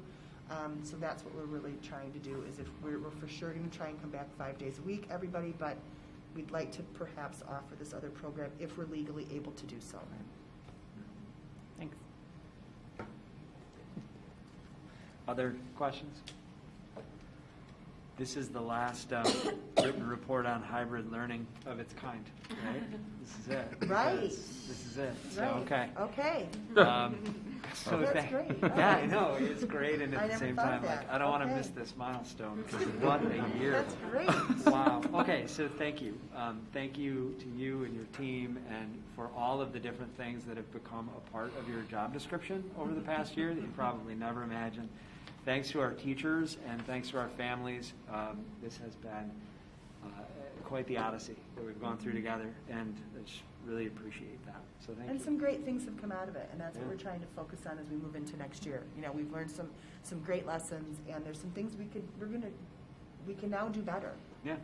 That we never would have done if it hadn't been for this. So we're really trying to focus on some of the innovation and some of the things that we're able to do now that we never would have tried if it hadn't been for that. So that's what we're trying to do moving forward. Yeah, that's great. That's perfect. Board operations and improvement. We'll discuss various ways to improve the efficiency of meetings and receipt of information via monthly packets. Item A is announcements and committee reports. Does anyone have any updates or committee announcements for the month of May? We can do finance? We met. Yep, we did. We met, we discussed budget a little bit, we discussed, I think more importantly, might be our next discussion that we have in June. We discussed a little bit of the roof. What else did we discuss, Joe? A lot of what you talked about. Yeah, that ESSER Was funding. the ESSER, that's and right, we did go over the ESSER. That You was the showed big us thing. the Sorry, I've done that 4 times now. topic. And some of the environmental impact stuff that we were talking about. But yeah, what about policy? Policy didn't meet this month. We didn't meet again. Dr. Little had some policies she wanted to bring back, so we hope to meet next month. Okay, great. Anything else? All right. Then B, board improvement status requests and future board items, a discussion of board member representation on committees. So at our May 4th meeting, we discussed an overview of the national, state, local, and district committees. 2 district committees were added to the list, the negotiations team and the superintendent evaluation committee. So we can discuss who will be representatives and alternates for each of the committees. The list of committees and current representatives was provided in your packet. Okay? Sure, so if we want to start with the first one and just go Yeah, down and sure, see. absolutely. What is there a limit to the number of people that can be on a committee before it becomes a meeting? Right, before it becomes a quorum, yes. Right, so it's- Yes, so you can't have more than 3. And we post, like our policy committee, do we post those? Yes. So we post when we've had, you know, Renee and you and I, and we've had more, not I, but Renee and you and somebody else was on that committee too, but we've posted those. So if there's more than 3, then we post it as a meeting. Well, I'll begin by saying that I'm on many, and I'm Yes. honored Yes, to you are. serve. I'm able to, but that does not mean I have to, you know, so please, anyone speak up who would like to, and I can take a back seat. I will not be offended. I don't want people to think that just because my name is there, it has to stay there, and they can't, you know. I like the policy committee, except that I usually can't get there Yeah. at 4:30. That's the problem for me.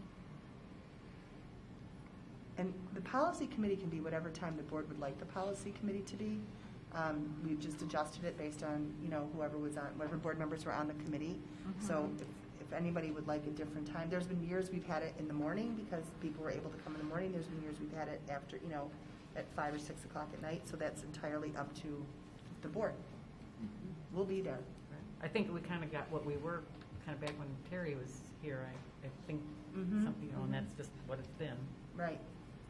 Yeah, it's hard for me to get here before 5:15. So maybe not early.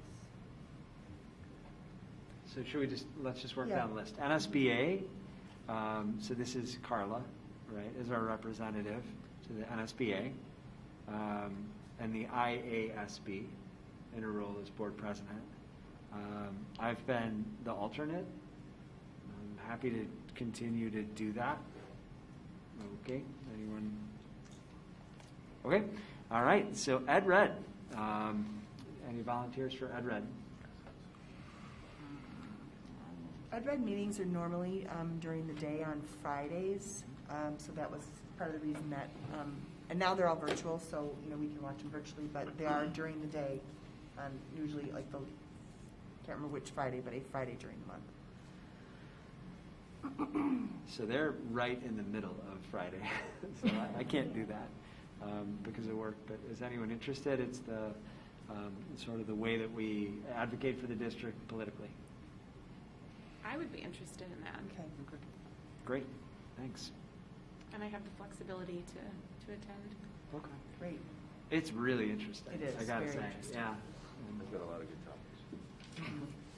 And I attend a lot of them. All right, legislative planning and action. So this was the committee that we had talked about when we were with Chris. It was part of our strategic plan. We were talking about different areas of legislation, particularly state charter school funding. That was the purpose of that committee. Okay. I'll do that one.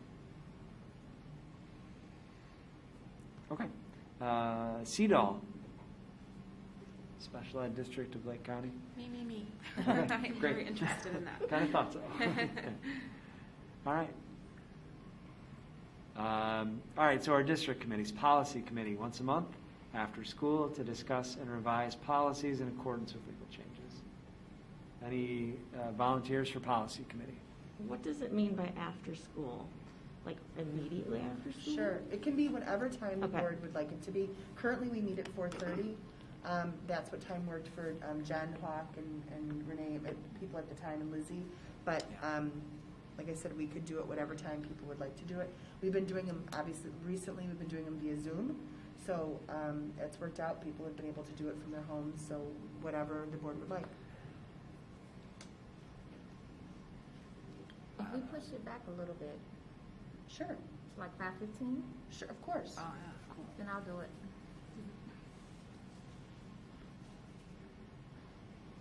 Okay.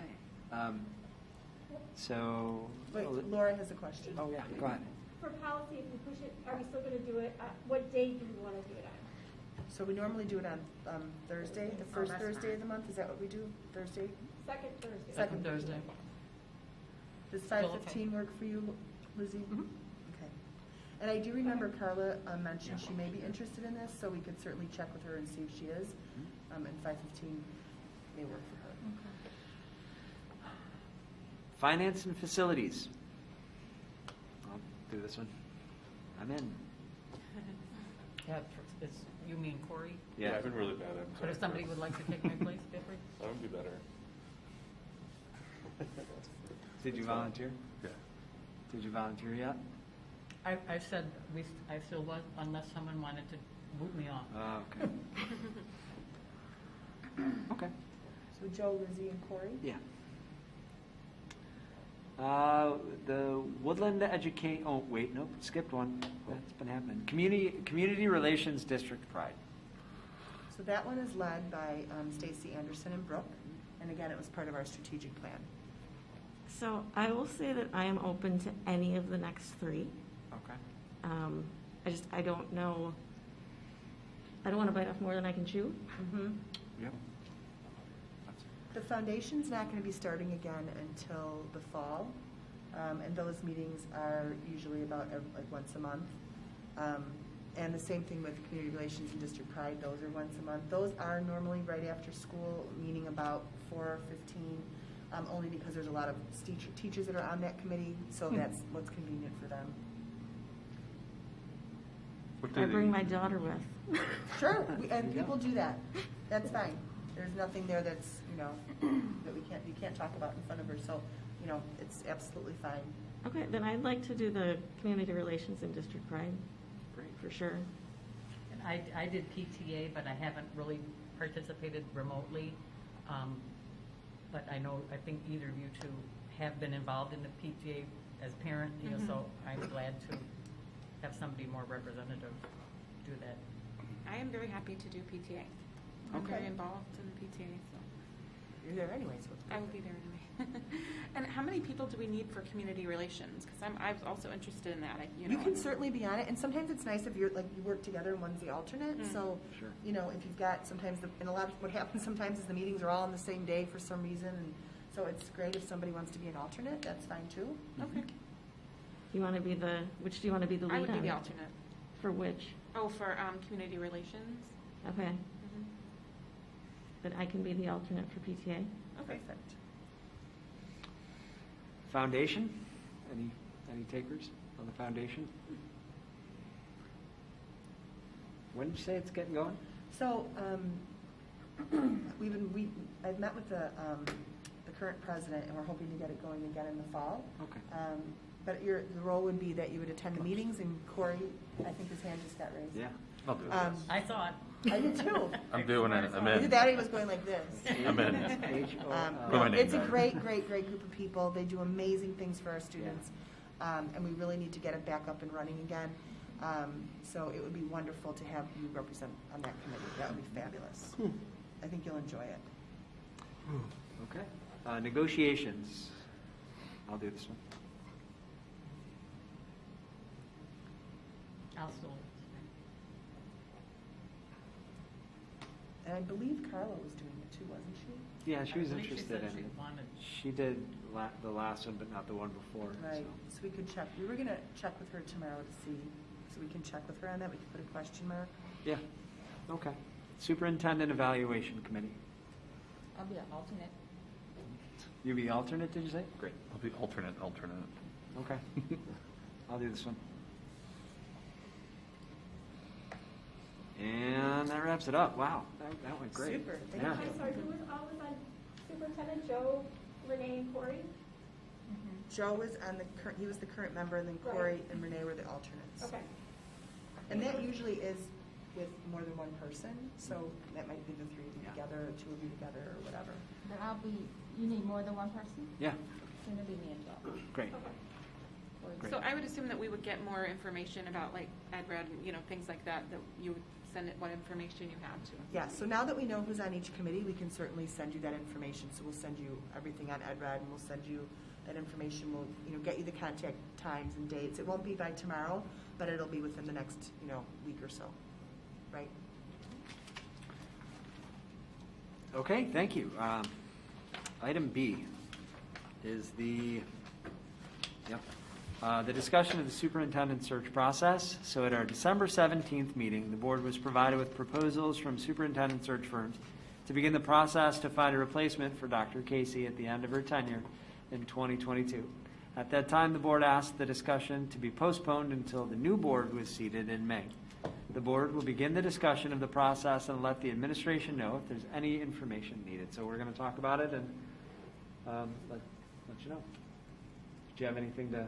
No, the purpose of it tonight was I knew we have 2 new board members who haven't had the previous information from the search firms. The previous board did have them come and speak and just share a little bit about what they do and how they do it. And then the board, discusses in open what type of process perhaps you're looking for, all of those things. So, and then the goal is to come to an agreement on which, if you're going to use a firm, which firm to use, just how you want to move forward. It's entirely up to the board. Does anyone have anything that they want to say? Because I do think we should probably wait for Carla's input on it as a board president. Like that's a huge role. So I was just going to ask if you have any idea, like timeline of when is kind of the last time we should have picked who we're going to use, sure. and so we kind of know how long we have to wait, Yeah, or we're late. how fast we should be working. You should be working very fast. There's only because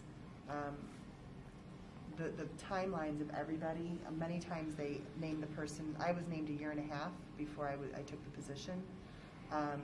So sometimes people are named in the fall, so that person, you work through the year. Sometimes they're named by Christmas or by winter break. So it's you want to do it sooner rather than later, so that you can get the process moving, because if you go with a firm, it's such a long process. So I don't think we're ready to choose a firm tonight. No. Right? I just wanted to put it on here so Yeah. Brianna and Anna can see it, and also to see if there's any additional information. Sometimes somebody may say, we heard of this company, can you please get us information from that company? We tried to get as many as we could for you, but we're happy to get any other information that you would like. And you'll see, and once you hire the firm, they'll do the timeline. They'll say, okay, now that you're starting now, here's how the timeline would work. Okay. Does anyone have any questions? Maybe. Looking over my notes. Yeah. Okay. In one of them, McPherson, can we find out where specifically they're going to be advertising? It's included in their quoted price. Sure. Because it just says, we would be responsible for advertising beyond state school board and administrator associations. I don't know what those are, so I'm not able to compare them to some of the other places listed in some of the other quotes. The same for the School Exec Connect, what's included in advertising that we would not be spending more on.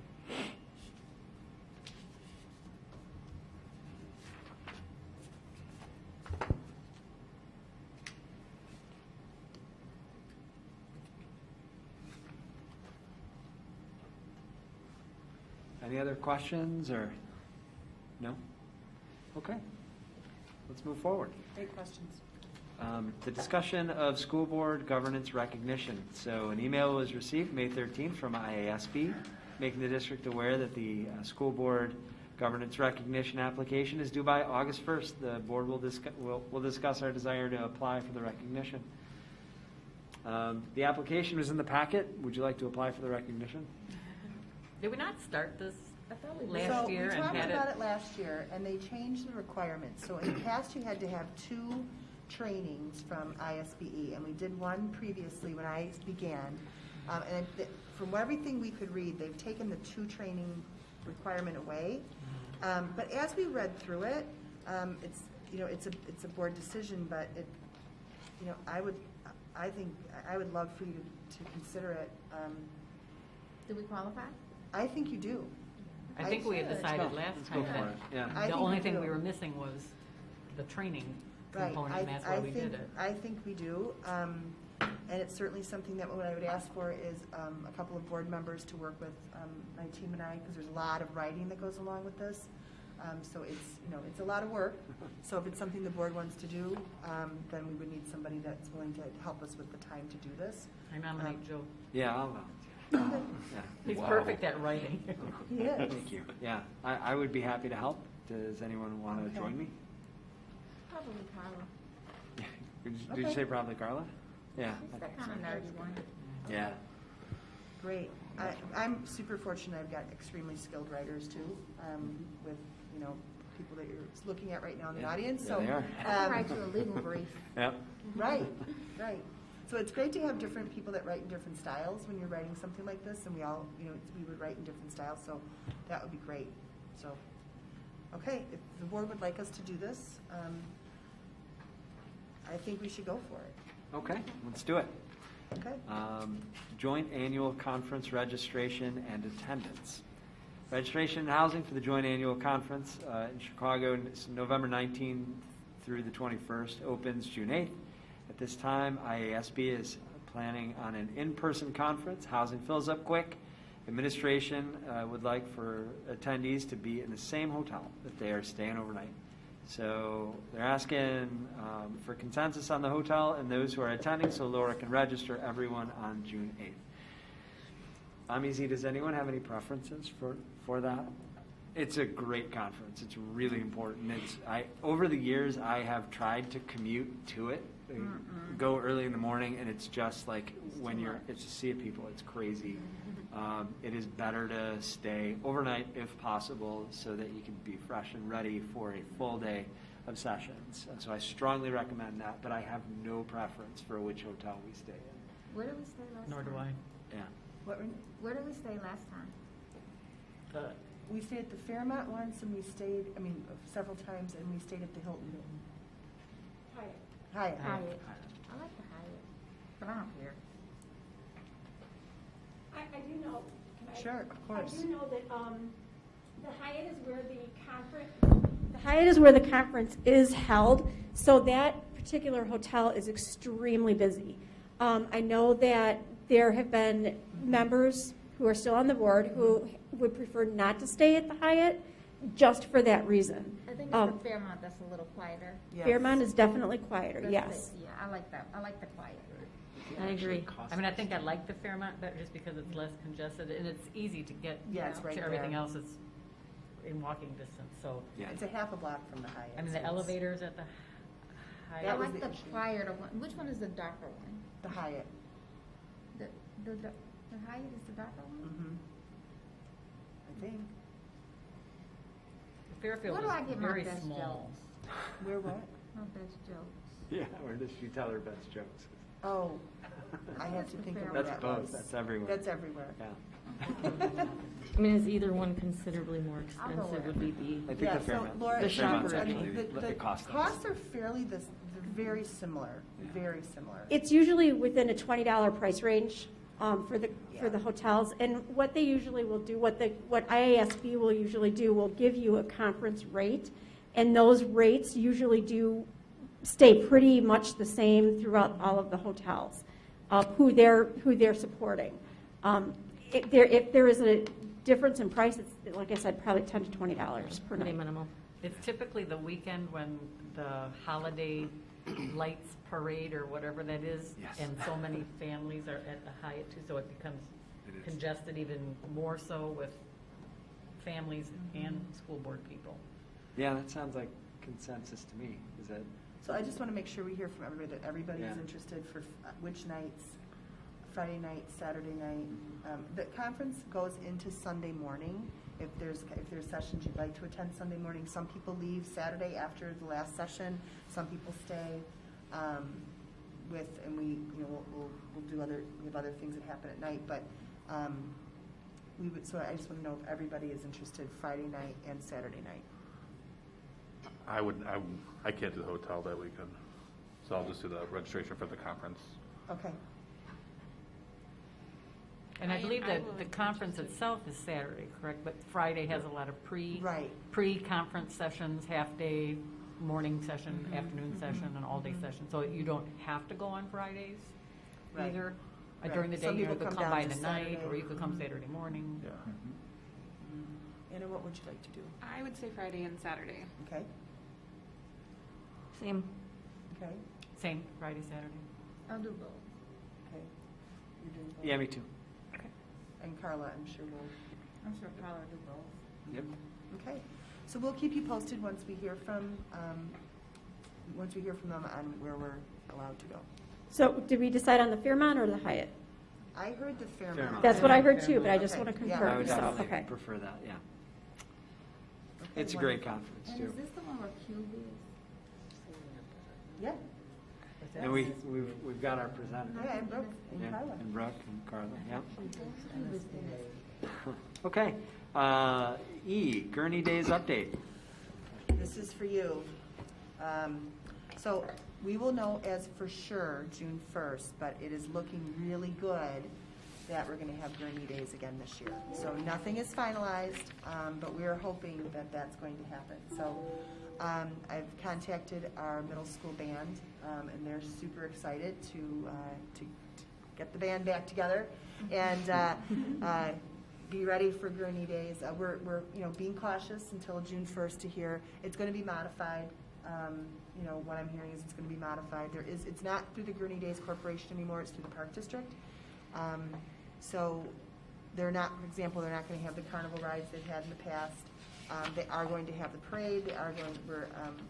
We're doing some things for Rib Fest, but so we'll get some people together to work on our float. I don't know what the theme is yet this year, but I'm super excited that it may be coming back. So again, nothing official, but I just wanted the board to know before it goes out. So we'll see. I'll let you know once I hear officially. Chris, I'll let you know about the float. The amazing float The amazing that's in the float. works. Okay, all right. So now citizen statements. Are there any citizen statements? No. No?